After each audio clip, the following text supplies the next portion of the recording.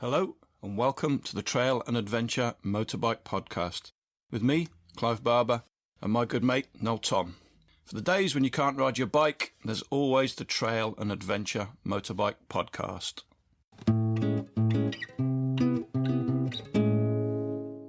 Welcome back to the podcast. Now, I know we said we wouldn't ever mention him again, but it seemed like a fairly good time to get Greg Villalobos back on the podcast, talk about all things adventure spec, mainly in the light that they've got 4 new pieces of clothing coming along, mainly wet weather, waterproof gear. We thought it'd be interesting to chat to him, see what's coming, and to see how they arrived at those decisions to release those bits of kit, to talk about some of the design process, etc. We also have a bit of a catch-up with Greg and talk about our next upcoming film trip, and we'll let you know where we're going and what we're going to be doing. Season 4, Episode 3. Let's get on with it.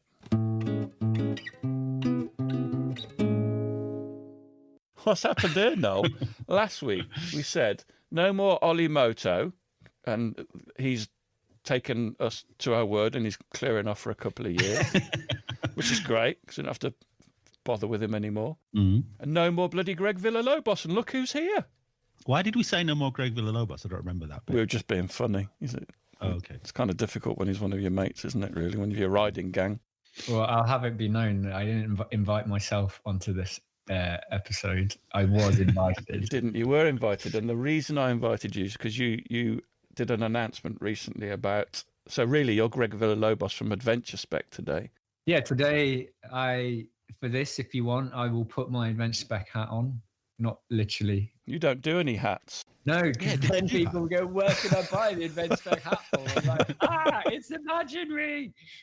But I did invite Greg along because he announced, 4 new pieces of kit that no doubt we will be modelling in the summer on our next trip. So I thought it'd be good to get Greg along to come in and talk about the stuff they're bringing out, why they're bringing it out, maybe a little bit of thinking behind why they're bringing out what they're bringing out. Sound all right? Yeah, no, it sounds good. Like, we've got quite a bit of stuff in development and I'm kind of talking about it at appropriate times. But my job at the moment is looking ahead into the next kind of year to 3 years, really, in terms of product development. We're quite well on with some stuff and we're just starting with other stuff. And then you've got things like, I've been doing comms and marketing for kind of 20 years now, but I've not done a huge amount of product development stuff. So I was surprised when I picked up a lot of this work within Adventure Spec and I started kind of looking at the colors that we were going to be bringing in and started working with our factory and our material suppliers. And it was mind-bending to start to understand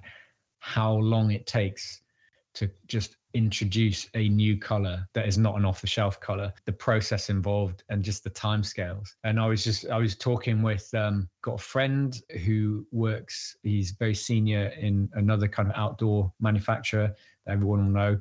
He was telling me how they are presenting so we're in January 23 and they are presenting their, I think, 2025 range to retailers to make buying decisions. So they're literally 2 years ahead. So whatever you see on the shelves now for, their work, they've already put everything in place for next spring and the spring after, It's crazy when you think that the big guys are working that far ahead. Like, we're not that big, but still we are working ahead. That doesn't answer your question really, but we can go into that in more detail if you want. But what is it? I mean, like you were saying it took a lot longer. Did you imagine it would be months? Well, obviously you've just said release, but it's not months, it's years. Well, it is months. But so let's say, for example, the single track jacket, which started as kind of a light silver and then became a darker gray. It's currently blue. So there are 2 key materials and 3 colors. One is the Kevlar shoulders, which doesn't change, the abrasion panels. We've got black shoulders in a waterproof material. And then the body previously was like gray. And so we said, right, we wanted to introduce blue. There's a couple of elements to this, but one element is in order to introduce that blue, you have to, first of all, choose the color. I'm using a Pantone chart, but you can use fabric charts and all the rest of it. And then you give that to your fabric supplier, so Steve, and he goes off. He's really good at this. And basically, the color in your hand in a Pantone chart never accurately fully is recreated on fabrics. It's different under different lighting conditions and et cetera, et cetera. So then he goes off to the place that manufactures the fabric, and they get made in big rolls, like 500-meter rolls. They create these little test strips, which are kind of like at most 10 centimeters square. And they'll go away and do a series of lab dips, lab dyes, which are taking what they think is the blue you want and doing a few shades either side of that. And that process in itself can take weeks. And then that gets sent back and you get to see it.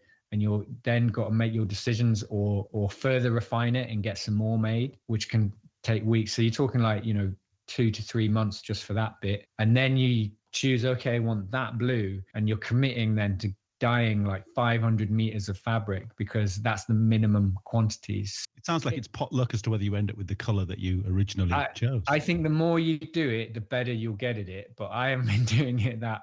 So I'm like, my nails are bitten down, like waiting for the first samples to come back because I don't really know what that fabric is going to look like made up. So there's always a bit of like, but like I said, that's largely through my inexperience. But, people that are doing this longer may be better at it than I am. When people are talking about, can't you just add a different color, whatever, there are these things called minimum order quantities, MOQs.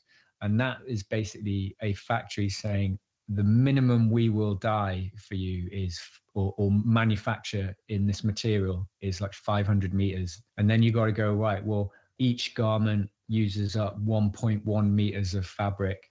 So that 500 meters is going to, with a bit of wastage, is going to equate to like 400 units. And then you got to say, right, so how long is it going to take us to sell through 400 units? And all of these things are kind of fed into the internal team, like making buying decisions about how, and then funding the purchase of all that stuff. It's quite an in-depth process, really, with lots of different moving parts. And I'm envious of bigger manufacturers that have been doing this longer and operating at a certain scale where it seems to be simpler to add new colors and do new, but then again, they are also taking risk by adding new colors that they don't know if they're going to be able to sell. But yeah, it's for a small manufacturer, it's a little bit daunting, but I think we're kind of doing okay. Presumably, you are so small that you can't take a risk with colours. I mean, just having a blue. I mean, blue is pretty neutral, but everybody's going to be comfortable with blue, and it is a nice colour. It's okay. You're not going to suddenly go, let's do a yellow one. If you end up with 400 units that nobody really wants because they're a ridiculous colour, then that's a huge expense and loss for you. It is, and kind of my thoughts on that are, I mean, if you go into a more straight down the line motorcycle clothing retailer, black, it's just black everywhere, with a bit of red here or a bit of a dash of color, but largely it's black. Motorcycle kit is largely bought by middle-aged men who are not necessarily that adventurous in their motorcycle clothing. And so you kind of say, okay, here's a big, bright, bold color one, and that's the one that you use for your marketing. And that's the one that gets people attention. And you go, and people go, oh yeah, I love it. Do you do it in black? Because not that many people are that bold or brave to kind of buy that kind of big in your face color. And so like, yeah, you're right. It is risky and it is a challenge to kind of figure out what colors to introduce that are going to be pushing us in the direction we want, but aren't going to be alienating people and making people feel uncomfortable wearing it.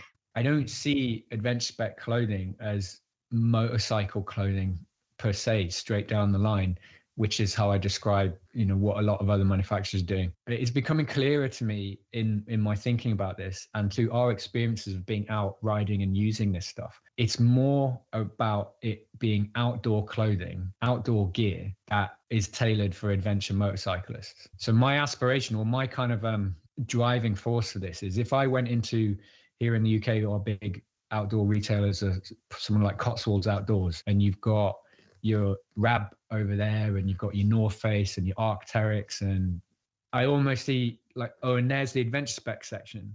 And my aspiration is that I know that they are not going to sell motorcycle gear, but the design and color choices that we're pushing forwards are really more around what kind of kit do you need to be in the outdoors. So how does it function? How does it look? How does it feel? What color is it? All that kind of stuff. So it sits alongside those other guys doing that stuff, but with the added protection, safety features that you need to be on your motorcycle. And that's really important to me because here in Europe and the way that we, as in you guys and me and us and collectively and a lot of people doing the Trans-Euro Trail, we're going out spending time in the outdoors, in the hills, in kind of wilderness. And we happen to be using motorcycles to reach those places. But I don't really see us as being hugely different to people on mountain bikes, gravel bikes, walkers. We are far cooler, though. We're on motorbikes. Tell the story of what happened the other day. That was pretty sweet, wasn't it? So I was out shooting some stuff and I had my big camera out and there was this couple walking up and I think he had a Rab puffer jacket on and she had an Alp Kit puffer jacket on. And they said, oh yeah, we saw you with your big camera and we were having bets on whether or not you're doing a photo shoot. And we were like, oh, it's funny you say that. They thought we were photographing the bikes, but I was like, I work for this company, Adventure Spec, and I'm just here shooting some of the new gear. And she didn't know anything about bikes or anything. And she just kind of like within a heartbeat, she kind of just stood and like took us in and then said, oh, right. So you make like outdoor gear that you can use on your motorbike. And I was like, boom, like I was so happy that she just got it straight away because we were stood there wearing essentially the same gear that they were wearing, but it had armor in it and it had AA abrasion resistance qualities. But to all extent, if you took the bikes away, we could have, and our helmets and gloves, we could have just been walking up that hill the same as them. And that was like a real validation because that's really where I want to go with this. We have ridden our bikes into town squares and parked next to a big church and gone and had a cup of coffee in a local Spanish kind of cafe. And I don't think any of us felt hugely out of place other than not being able to speak Spanish. I think that would have been different if we were in fluorescent day glow kind of gear that felt more at home on a snowboarding slope or something like that, Different parts of the world, it's different, but here in Europe, if you're going to do what we do, you're going to be in and out of villages and doing stuff in the countryside. And I think the big thing for me is that we look like we're part of that environment. So you've chosen your colours. The next thing is you're going to make you've obviously already made your decisions to make some additional items to go into your range. Tell us what you're bringing out and how did you reach the decision to bring those pieces of kit out? Large part of what we're doing is taking our existing range and adding new colors over time. So there's that element of it. One of the big things that's been missing from our range, and like people ask us about it all the time, is the waterproof pant. So we've got the Linesman pant, we've got the Mongolia pant, the Atacama pant, we've got waterproof jackets, the single track and the Aquapat jacket. But we know that if you go out without a waterproof pant in Europe, even in summer, if you're going on a multi-day thing, you're a brave man to not have something waterproof on to put on the bottoms. And for one reason or another, that product has evaded us up to this point for a few different reasons, some of them logistic and all the rest of it. But also designing riding pants is really difficult. It's really difficult to get a good fit. The Mongolia pant, an Atacama pant that was developed for Linden to do the Dakar, that was one of the first products. And if you look at those pants, they're a really, really good fit, but there's so many different panels and it took so long to get that.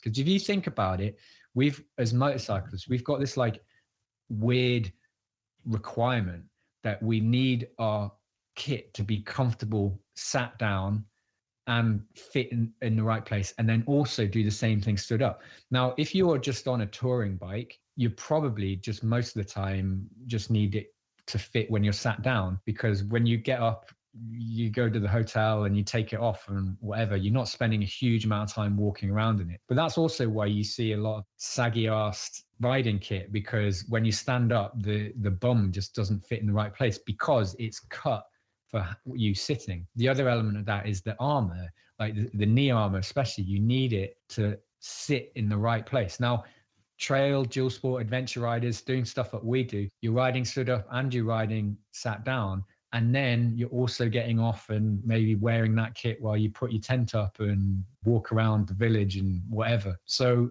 getting pants to fit is challenging. Not impossible, because people do it, but it... Is that why a membrane didn't go into it, or was it just way too complicated or too expensive to put a waterproof membrane in as well? A waterproof membrane in like the Mongolia pant. Yeah. So the interesting thing with the Mongolia pant is there is that material is backed. There is waterproofing in the majority of that material, but the thing that makes on that pant particularly, there are fabric panels that actually are waterproof, and there are fabric panels that aren't. So kind of around the knees, there's these like rib stretch sections, which obviously aren't. The other thing is the garment is not taped. So really, unless a garment is seam taped, you can't really call it waterproof, because the nature of sewing stuff together means you have to put thousands of little holes through where you sew. And that's why you use seam tape on the back of it to basically tape up those kind of imperfections that you've put in. And so the Mongolia pant is not seam tape. Now, it is actually fairly waterproof, but it's not fully waterproof. So yeah, so there are a mixture of materials in the Mongolia pant. If you were going to take the Mongolia pant and make it waterproof, it wouldn't be the Mongolia pant, because you couldn't waterproof a lot of the panels that are used in there, which are there to allow so much stretch in the crotch area, around the knees, all the rest of it. What I'm quite excited about is that we finally got to well on our way of our prototyping stages of 3 products and one more that is a little bit earlier. So the one that's earlier that I'm really pushing to get out this year, but hopefully it will, is a waterproof overpant.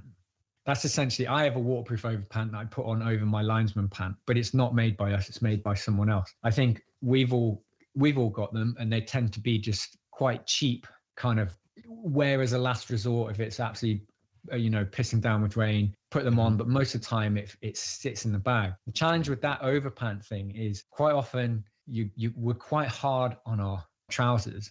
They're rubbing against the bike, they're getting caught on the foot pegs, they're melting on the exhaust pipe.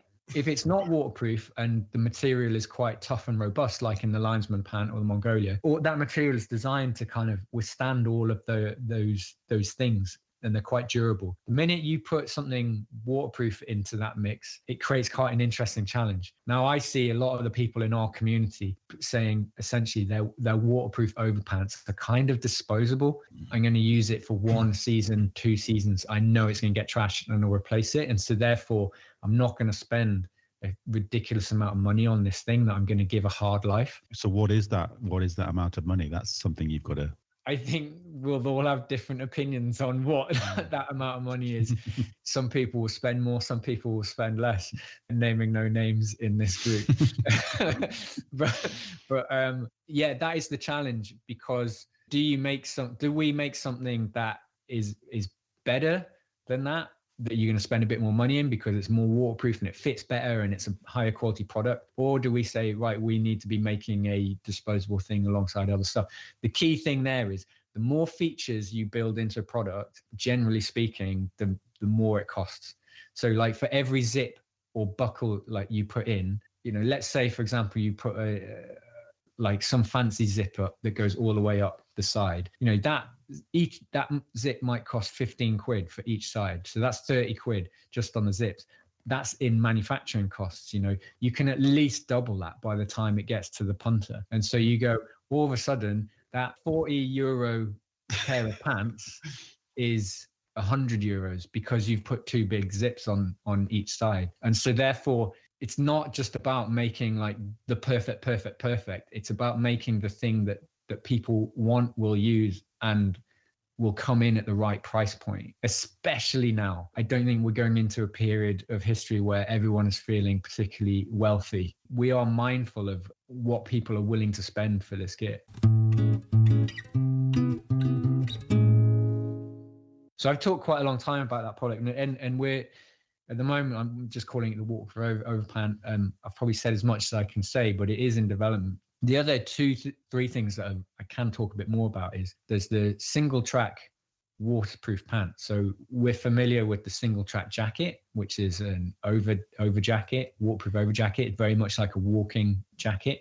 It's got a high hydrostatic head. It's very waterproof. It's got the Kevlar stuff on the shoulders. The single track pant is, how to describe it? It's more robust than the single track jacket. It is, the most comparable thing is to say it is a waterproof version of the Mongolia pant. It does not have the same level of stretchiness and all the rest of it, but it's the kind of pant that I would put on and wear in a British winter to go trail riding. It's not going to get trashed.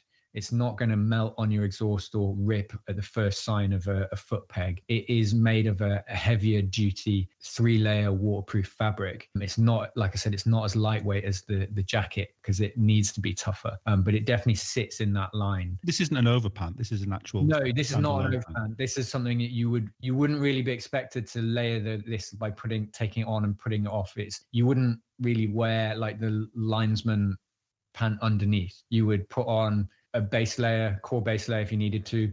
You would put on your own knee armor. The single track pant is not going to come with knee armor, really, because it's not going to be CE certified, because really we're saying this is for off-road use, just like the waterproof single track jacket. It's designed as a waterproof off-road pant, and we're pulling over. I think one of the reasons why our Mongolia pant was so successful, we put a lot of time and effort into designing the boot closure around the bottom, and people with big boots can wear that pant, and we're pulling that lower boot closure over onto the single track pant as well. I'm really excited by that. We've had like the first prototype. We'll be testing that more, and I'm really hopeful that we get that finished this year, because I know a lot of people have been kind of asking about it. Will it have hip armor? It will not be CE certified, so there is no armor in it. It is cut so that you can wear your own armor underneath it, which neatly brings me into like the next one. So we've got quite far along the product development line is the gravel jacket and pant, which is a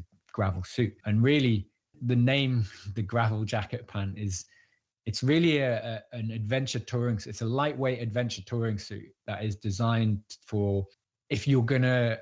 So for example, so Thomas, who we know over in Norway, I've talked to him about our stuff in the past, our clothing, and he's not really he's basically, I think I'll paraphrase as best I can, but he was probably something like, oh, I'm not interested in that layering shit. It doesn't work for here in Norway. I just want to put on one waterproof thing. And, when I leave in the morning, it's sunny, and by lunchtime it's raining. And that's just what the riding is over here. I think the other element of like riding in Scandinavia and on that kind of adventure touring is you're not necessarily doing really hard technical terrain where you're generating your own body heat and therefore needing to strip layers or put layers on depending on kind of what you're doing. It's very much more you're riding gravel for many, many hours. And so that's what this suit is designed. It's taking everything we know about everything we've done with layers and lightweight clothing and all the rest of it, and we pulled it into this gravel suit, which will be CE certified. So it will include armor. The jacket will include armor. The pant will include armor. The jacket zips into the pant.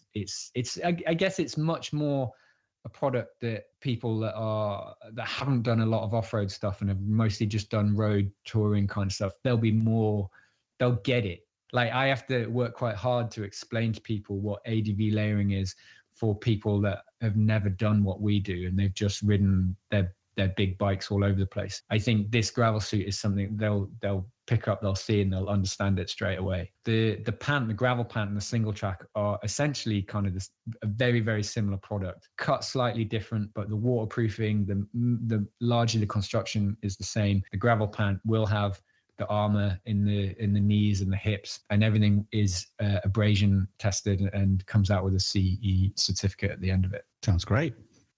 Everything's designed to be interchangeable and work together. So you could wear the gravel jacket with the Mongolia pant if you wanted, or you could wear the single track jacket with the gravel pant, but really the gravel jacket and pant they're two different items. It's not like you're going to have to buy them together. Should we come up with some scenarios? So, okay, you're doing the school run in the car. What do you wear? The school run in the car? Yeah. Well, if it's not raining, I'll probably just stick my Baltic hybrid jacket on and off I go. You do, though, don't you? You just wear it all the time. Okay, you're going to a wedding. Yeah, you got me on that one. Depends whose wedding it is, doesn't it? I would happily have my single chat jacket in the car in case it started raining. When you design these garments, like you mentioned the outdoor christening. What about a christening? So, you say about the outdoor industry and how you want to sort of fit into that to a certain degree. I mean, I think the outdoor industry is sort of famous for changing things too quickly. They'll bring out a new jacket every year, whether they need to bring a jacket out every year or not. When you're designing these garments at Adventure Spec, how long a life do you feel they have in terms of design? It's interesting. I was talking to my friend about this recently. So if you look at, say, the big outdoor retailers, the Rabs, the Alpkit, sorry, not Alpkit, the North Faces and Arc'teryx, like they are operating on that seasonal model, spring, summer 2023, which will be different to spring, summer 2024. And so their product cycles are dictated by annual lifespans. And they're in quite a traditional retail model because the shops are basically selling season appropriate gear every year. And so by the end of the season, you'll get your sale and then the new stuff will come in, etc. If you look at Alpkit, they've got stuff in their product line that has been there from day one. Obviously, they've added a lot of product as they've grown, but they're still making stuff that they were making 3, 4, 5, 6 years ago. Those products have been tweaked and changed. There's obviously new colors. Maybe the cut has changed, a feature might have changed. The more people use the gear and the more feedback you get, the more you know how to refine it. I think that's where we're at right now, is there's no huge appetite to discontinue a product unless it's clear that people aren't buying it. People often give us feedback, sometimes unsolicited, sometimes it is solicited, but our ears are open to people's experiences of using the gear. And when enough people start saying the same thing, you know that that's something that you should pay attention to and start looking at tweaking. We have a section on our website /product development, I think it is. Generally, feedback on Adventure Spec is really, really positive, not just for the kit, but the customer service. Before you even work there, I questioned a cost of postage, and I think Dave dealt with it and went, yeah, it's just a standard rate. It usually works out better for people that way. Don't worry, I'll send you the thing, because the thing was just a small thing, and he just sent it me for free, and it was just like, you've got a customer for life here. So that's really good. But we get people messaging us going, can you have a word with Greg about such and such? So you do have some customer service issues, and do you want to kind of talk about that? I guess the most important thing to say is we're a small team, we care, and we try really, really bloody hard. And that any small business that is going through a period of growth has challenging times. It's not always straightforward, and sometimes you're sailing and sometimes you're fighting fires. It's that typical thing of like the image that you put out is a beautiful swan sliding gracefully down the lake, and underneath there's this crazy kind of paddling going on. In some ways, my job is to do the nice graceful swan bit, because my job is largely around our kind of comms and our what we put out. And what I'm putting out there is the good bit. Behind the scenes, there's a huge amount of crazy paddling going on by not very many people. So our current setup is we have 3 warehouses around the world. One in the UK, in East Yorkshire.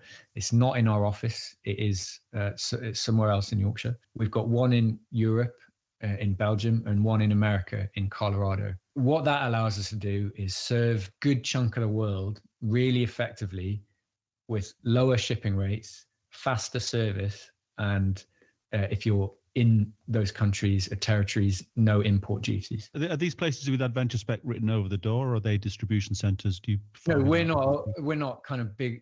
There'll be an Adventure Spec logo somewhere, but we are sharing warehouse space with lots of other companies. Essentially, the people in those warehouses are taking orders that are formatted in a certain way, that go onto a barcode scanner, they go to a cardboard box, they scan the box, make sure that that's the right product, put it in, ship it out. That is the service that they are offering. And that is the way the world works now. Yeah, it is. I work with software, I work with big companies, and that's the way, people selling goods, that's the way they operate generally. The days of all of our product being in our own warehouse in Yorkshire and Dave and a few other guys running around packing boxes. If we were operating in that same way, if you bought something from us in France or anywhere in the EU, it would take longer, shipping would cost more, and when you received your product, you would get another bill, an import bill. Same if you're in America. On the one hand, yes, it was a lovely period of time where it was really easy to throw in a sticker, throw in a part, whatever. That was small adventure spec. And we are now a different adventure spec. They're operating differently. We had a really rough ride, just like many other businesses, on the back of Brexit. Chris especially saw what the impact of Brexit was going to be and started this process of getting us out into distribution centers. The consequence of that is, in order to get the barcode scanner in Colorado and Belgium doing what you need it to do, it needs to connect to their system that they have in their warehouses. And that system needs to connect to our e-commerce system and all of the things that are going on our website. That is actually really, really hard. It's starting to make sense now, because it's possible that I'm actually more to blame than you are, because I actually implement those systems. So people actually coming directly to the podcast to complain. Potentially, it's actually more my fault than yours. So apologies. Keep the complaints coming into the podcast, everybody. Don't, by the way, I'm joking. So here's the thing, right? When it works, oh my God, it is so smooth. You know, you go on our website, the product is in stock, you buy it, you know, you're in Portugal and you buy it, and 2 days later, the DHL parcel arrives and you're like, wow, that was so smooth. That was amazing. When stuff doesn't quite work out for whatever reason, it gets picked up by, we have two Daves, Dave Lomax and Dave Logan, who look after the help desk and the logistics. And they basically work their backsides off to try and resolve and fix these problems. I would like to think that some of the flack that we were getting a lot of it has died down, because our systems are working pretty well now. There's occasional things where something falls through the gaps, but largely they're working well. I'll be the first to admit, on the back of the stuff with Brexit and then COVID, there was a period of time where our systems were far from working properly. And I think that's where a lot of the frustration came from, customers kind of not being able to kind of contact us or get what they needed. But I'm really, really glad to say that is in the past now.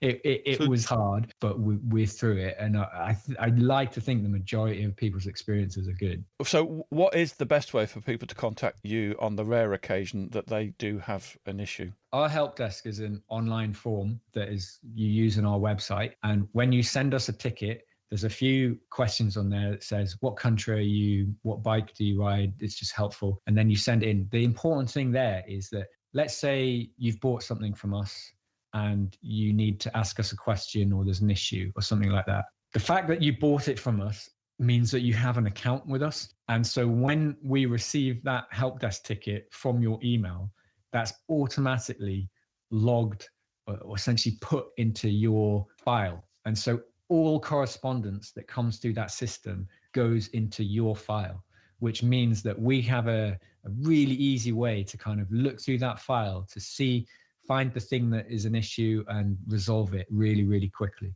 The problem happens when your friends on WhatsApp say, yeah, here's Greg's WhatsApp address. Why don't you just send him a message? And I'm like, what the fuck is this?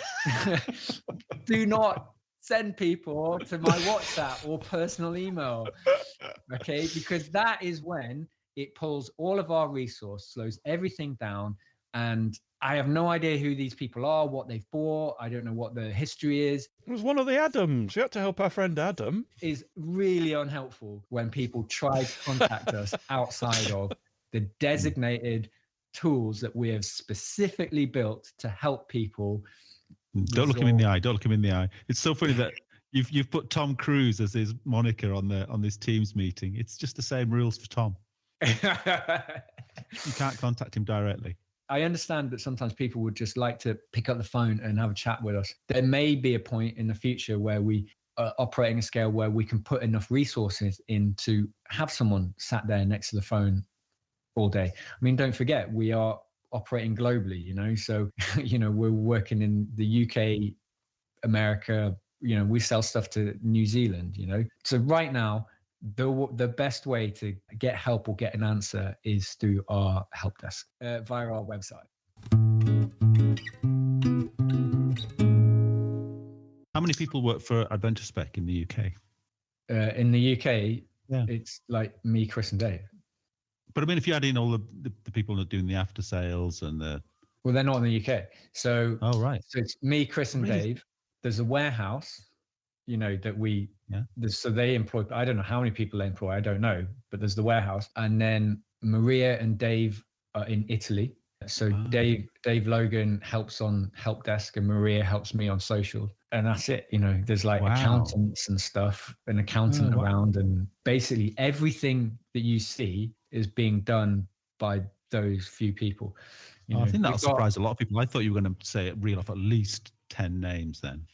No. We've got our factory, and they've got staff, and we've got our team over there and core team that we work with. And once you start like going out that way, it does grow exponentially. But if you say like the core team of Adventure Spec, we are doing a huge amount with very little.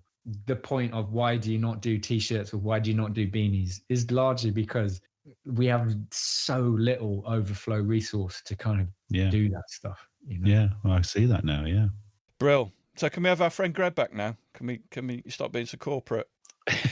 I'll take my Adventure Spec hat off. It's now been removed. So where are we going on our trip this year? So last year we went... Because this is the way it works. I think we said this before. He tells us, doesn't that? There's no discussion. This is just where we're going. Because he's lining up some ducks. He's aligning moons. He's got some top secret stuff going on. The minute anyone else fucking takes over and says, this is where we're going, I will follow them. Yeah. All right? I thought you were going to say dictatorships work. Not that. Not at all. Well, they do until the dictator's killed by his friends in the forest in Scotland. No one is forcing you to come, and no one is putting any barriers in the way to anyone else actually taking a lead and organising. Well, the impression you were giving me was that you're sorting out something very special and very secret. Yeah, I am on. No, it's not that secret. But basically, last year we went to Spain. It was amazing, and we all had a great time. It was a huge amount of traveling to get there. I mean, and that's just the nature, especially for us because we're in the north of England. So 2 days of just getting to a ferry. I would still like to go. I would love to. Like, they just launched Tet, Georgia, which is literally the furthest country on the Tet away from us. But my God, that looks incredible. But where the majority of the group are in terms of work and family, even if you went in a van, that's like, it's past Turkey. You like 4 days of non-stop driving just to get there. So the only option is like a fly ride kind of thing. But we're in the north of England. Scotland's the big unknown. I think there's some amazing roads up there. The general vibe is you can't ride off-road or trail ride in Scotland, which is not actually true because I go over the border and there are some legit, not very many, but there's some legit, absolutely, it's a trail as ever you've ever seen a trail. And it's got a kind of like a sign on it that says, no cars during lambing season. So that means if it ain't lambing season, the cars can be there. So we can be there. But I acknowledge there's not a lot there. So I was just thinking, like, at the worst case scenario, what would it be like to take lightweight trail bikes through Scotland, end up on an island, camping on a beach with friends? Even if no proper trail riding was done, I still think that would be an awesome experience, an awesome trip, an awesome film, all the rest of it. At the end of the day, we're just together having a laugh, aren't we? There's a lot of single track tarmac in Scotland. That's the other thing. I think I've ridden on road bikes, and it's really uncomfortable on road bikes, and on trail bikes it'd be fantastic. Yeah, I think there's a lot of, once you get off like the main stuff, are a lot of roads that are essentially on their way to becoming green lanes because they're just not being maintained. I contacted a friend, an acquaintance really, over the border, who we've done some stuff with through Adventure Spec. He's got, or in the early stages of setting up a motorcycle kind of tour company, was already in conversation with the Forestry Commission because Scotland's got a huge abundance of forestry. He's been in conversation with them about negotiating access. Basically does a lot of the rally moto events, which do the same thing over here. So he's kind of looking to negotiate a similar access over there. So I just reached out to him and said, we've got this trip. there's no real plan about, where we're going. I would love to be able to legally, with permission, without breaking any laws, access some trails and some forestry routes. And can you help? We're in the process of doing that. I've been requested for like, what's our public liability insurance stuff. So I've supplied that information through Adventure Spec. I'm hopeful that we can put together, basically you can ride off-road trails in Scotland with permission. And that's what I'm in the process of negotiating. We've also got another company they do like tours, and they've got permission to go certain places, and everyone would have to bung in a bit of money. I'm reasonably confident we'll get some kind of non-paved stuff. But then I think, once we get through the middle and we want to get up into, no, you've got more experience than anyone like riding up in Scotland. But I quite like the idea of just being, should we turn left or right, and have a rough idea of where we're going and not overthink it. Yeah. But really the aspiration is go and like have 6 tents set up on a beach, eat on some amazing island in the Outer Hebrides, which I have done on my bicycle. So I know it's totally possible. And some showers. Near a pub and some showers. The restaurant. What bike are you going to take, Greg? I've got my 450. Do you trust it? And I know that if I was on the CRF 300L, I would just wish I was on the 450. When I've got that 450, it's really hard to get on anything else. There's the Adventure Spec T700, which is probably the most sensible bike if we're not doing trails. But I don't know. Like for this narrative, for the film, for the story, for like media, the last bike I should take is the 450 because it's been everywhere and it's nothing new. I think you'll regret not taking it. How did you like that Husqvarna that you rode? The LR, the 701 LR. Yeah, I mean, it felt a bit bigger, a bit heavier than the 450. They felt, quite. I mean, that 690, 701, the gas 700, they're all essentially the same bike. I mean, it is like the unicorn bike, No, they're different. There's 10 different, and then there's one different. So 690, and there's an extra 10, 700. Then it goes to 700. 701, that's one, isn't it? So yeah. And in fact, there's 10, there's one, and there's 11 difference, isn't there? And it could be minus 10. So yeah, they are different. You're right. Yeah, it is like the most sensible bike for this kind of stuff. But then I also think like you're getting quite a bit of weight penalty.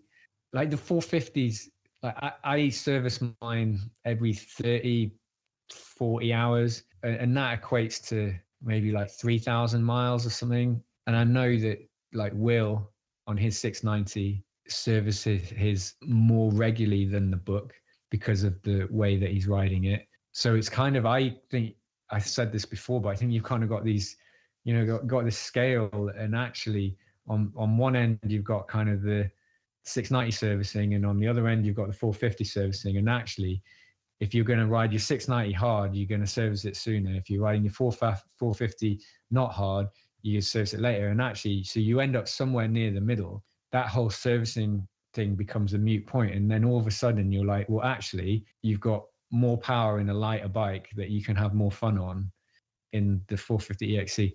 It's not quite as comfortable. 701 LR was pretty comfortable. It had like heated grips and all the rest of it. For the sheer essence of like grin inducing motorcycling, I've just not really found anything that does it like that. I'm going on my 650L, so if you do take the 450, we'll both be on bikes we've had for quite a long time, that we had when we met like 10 years ago, 12 years ago. Yeah and like I wonder if they're the ones that will kind of have mechanicals. I don't know. But it makes it that adds that level of jeopardy, doesn't it? Yeah, and that's what we need. Yeah.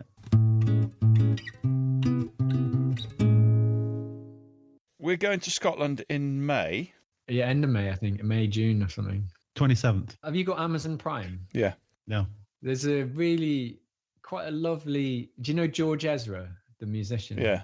So they've just put a documentary out where he spends 3 months walking from Land's End to John O'Groats. So it's after lockdown, him and 2 friends, one of whom's a filmmaker, and they walk all the way up the country. They meet various musicians on the way. They go all the way up over the hills. Fair play, take your hat off. They actually walked it. And the bit where they go up through like Northumberland and Hadrian's Wall, and then they go into Scotland. And like the minute they get into Scotland, it's just midgy task. They're like proper nets and everything. I mean, well, on one hand, like watch it because it's a lovely little documentary. And then on the other hand, like, yeah, I'm going to take a midgy net just in case. Yeah, I don't think we'll have issues the end of May. That'll be fine. It's still early enough in the season. Yeah. Does that mean that we will have a film to premiere at the Lightweight Adventurers Festival on the 14th to the 16th of July? Don't. That's mean. That's mean. 6 weeks to edit it. There might be like there could be like an early cut that's not finished yet. What else are you going to talk about then? Because you're on our stage. Did we tell you that yet? Have you seen the social media? You need to ask me, you know. Well, can we talk about what's the shoot and ride thing? What's happened? Oh, yeah.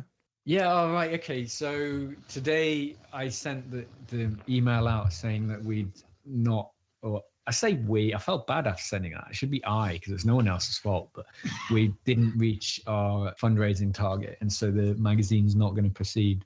Neither shoot nor ride. Neither shoot nor ride. There's a level of that is obviously kind of quite disappointing. But are you saying it's completely dead or just dead for now? Well, it's dead for now. You know, I've got everything I need to make the magazine, and people have generously submitted their photos. But like I said in that email, like the whole shoot and ride project has been a tool, a mechanism to have ideas and execute those ideas and put them into the world and just see what sticks, you know. And when you look back at it, at what we've done, we've actually done quite a lot of different things. And so the magazine, issue 1 was, we went to Spain and we came back from Spain, and it was like, I was really like frustrated with the fact that I had all these amazing photos, but I didn't want to just put them on Instagram because I felt it was like such a devaluing of it. And so it was like, well, what's the alternative? If I want a printed magazine, maybe other people could do. And to be honest, the fundraising target for that was really low. It was like 1,500 quid because I actually didn't really know what I was doing and how much time it would take or what it would cost. I just figured if I could do it without it costing me my own money, that would be helpful, even if I didn't make any money. And we kind of smashed that. And I think it was about $4,000 was raised on the back of that. $4,000 did not go in my pocket. I think that each issue, so it was selling for like, I think 8 quid. For the quantity that I made, each issue was costing over 5 quid. And then you got the postage on top, which is significant. So if you were buying in the UK, it was 3 quid. If you're buying in America, it was like 9 quid. I think I'm trying to remember. So there were maybe like 250 issues were sold in that initial round. I think it was like maybe getting like 3 quid or something like that per issue. That's 750 quid. Like, for the amount of time that it took to put the whole project together, edit all those photos, put the magazine together, do all of the emails and all the rest of it, it's fine. Like, passion project drove quite a lot of that. But I was like, when I moved on to issue 2, I was, okay, if I'm going to put my time into this, I cannot do it and do not want to do it for absolutely no return. It needs to, at minimum, pay for itself and open the door to actually generating some kind of income. See, listeners, just goes to show how much me and Noel love you, because we're getting fuck all out of this. So, like, that whole thing, like I said, is over the last few years, I've looked after Ivy, my daughter, on Wednesdays, and that's been me and her all day. Maybe like 4 months ago, she started nursery school. No, I'm going to say nursery school, okay, because of the grief that I've got for sending her to a Waitrose forest school. And so I had like, once I've done all the drop-offs, I've got about 4 hours of time to myself. And that's the first time in like 7 years, because of my elder daughter as well, that I've had any time to myself, because the weekends are not time to yourself. The weekends you spend with the kids, and then you're working the rest of the time. So I'm like, well, I've got 4 hours where no one is hanging off my leg or wanting me to wipe their bum or do any work or do anything. Really, Dave and his bum. I decided to spend those 4 hours doing that shoot and ride project. And then I've continued to do that here. And I'm like, fucking hell, like that time is so valuable. Like there may be times in the other times in my life where that value is not quite the same. But anyway, I was like, I am more than happy to put that time into shoot and ride if the community want it and we can find a way to make it pay. Also, what I think is really important is when you start a side project like this, or you're doing what you're doing, with your podcast, which is just for fun, is having the ability to have an end point at which you then decide if you want to continue or not continue. I see a lot of people do stuff that they get exhausted by, and it feels like a real failure for them and for other people following them when they decide, I can't do this anymore. I don't want to do this anymore. It was about saying, it's almost like if you were going to do something in seasons, your podcast in seasons, it's about saying, I commit to doing 6 episodes for this season. And when we get to the end of the season, we can continue or not continue, but that's okay because I said I was going to do 6. I've done 6. I'm going to stop. I think the ability to stop something, especially if, in my case, if it wasn't giving me what I needed, stopping is okay. And so actually, if I stop this now because it hasn't achieved what I wanted it to achieve, that's a reason to stop. And then once I've stopped and had a break, I'll have like the headspace and energy to do something else with shoot and ride and move it forward. Maybe the magazine, I have got some ideas about how the magazine might go forwards, but people are like, oh, could you not just do it digitally and all the rest of it and make it into a PDF? And it's like, well, that defeats the point of the project, because it was all about getting physical things in your hand, because that feels quite special. And B, to create the digital version takes just as much of my time as the physical version. So if you say at the bare minimum I was making £3 per issue, that physical copy would have to be sold for £3. And I don't think people are going to pay for £3 for a PDF, because people they expect it for free, unless you can find a different revenue model through advertising or something like that, so the consumer gets it for free. I don't know. We'll see what happens. It's gonna live on Instagram though, isn't it? I'm gonna keep. I don't know, because so the Instagram account was only set up a few months ago. Prior to that, it's all the hashtag shoot and ride. The actual Instagram account itself is looked after by my friend Chris, who essentially just doing it out of the love of it. There's no compelling reason for him to keep going. I don't know. Like, does the world need another motorcycle photo Instagram account? I don't think it does. I think like we're all out there doing that ourselves on our own accounts. I think that's what the hashtag was about, was a place to bring all that stuff together. I think a lot of people have connected and made friendships through that, which is wonderful. No, I think honestly, I feel like Instagram it's changed so much over the years, and that's another conversation. But so if you talk about like time being precious, I'm really reluctant to give Instagram any more of my like valuable time. Hearing loads of terrible things, right? There's so many people moving away from Instagram at the moment. Yeah, I mean, maybe it's a fad. Maybe people come back. I don't know. It's given me a huge amount. It's helped me make new friends. It's helped me kind of forge a career and all the rest of it. But it's not the same product as it was a year, 2 years, 3, 4 years ago. It's changed so much. We've got a very interesting I wonder if you know all about this. I'm sure you do, but we've got a very interesting little tip, didn't we, Clive, off one of our young friends this week, about clicking on the Instagram icon in the top left, and which gives you the option, once you've just clicked on the Instagram logo, you get the option just to see who you're following or see the feeds of everyone that you're following. I didn't realize that was tucked away there. If you want to take a photo of your bike and share it with people, it is still a great tool for doing that. And really, at its essence, what I keep coming back to is it's a reason to ride your bike. And all of us as motorcyclists, we just want a reason to get on our bikes and go for a ride. There's only so many times you can like ride to like a fish and chip shop 100 miles away and have fish and chips. And I think that's what shoot and ride does. It gives you a reason to go out, take your bike somewhere interesting, somewhere new, and come back with a photo. And you could go to the same place 3 times and come out with 3 different photos. And that's for me what it's all about. I'm interested in kind of like diving into that and spending some more time, first of all, thinking about it and then doing some little experiments about it.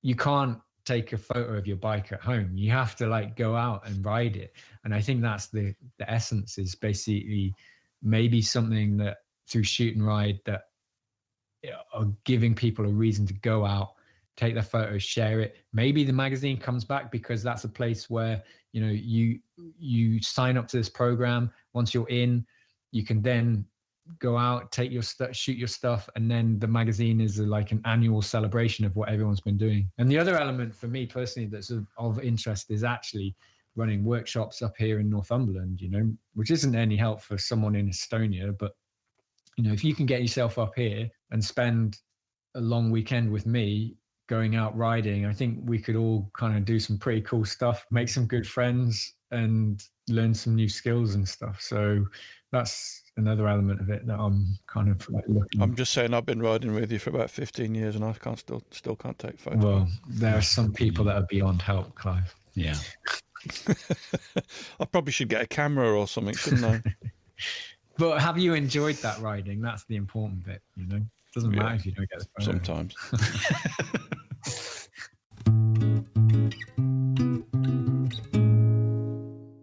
Massive thanks to Greg for doing that. Some really interesting stuff there. Kind of gives you a whole different perspective on the way companies like Adventure Spec need to operate. If you want to know when the new bits of kit are coming out, I recommend you go to adventurespec.com and sign up to their newsletter. Now, there is I think when you first go into the website, a pop-up will appear and you can just put your email address in, or if not, just scroll to the bottom of the homepage and there's a subscribe. We have a newsletter and you just type your email address in and then click on subscribe. That's simple. There's also a newsletter if you're interested in shoot and ride. If you go to gregvillalobos.co.uk and then across the top there's a shoot and ride menu, and on that page there is a subscribe for free sticker button. Click on that. All right, see you later.